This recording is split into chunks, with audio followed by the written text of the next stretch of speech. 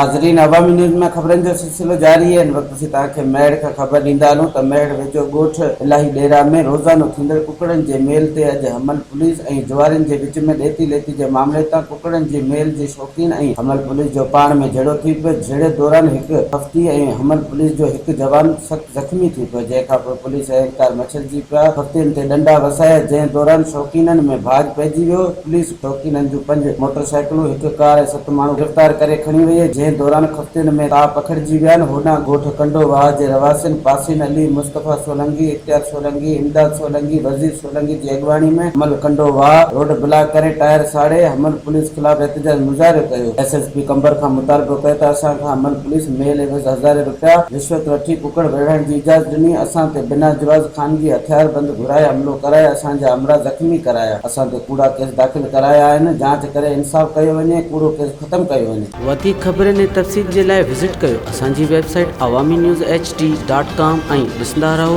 Awami news HD।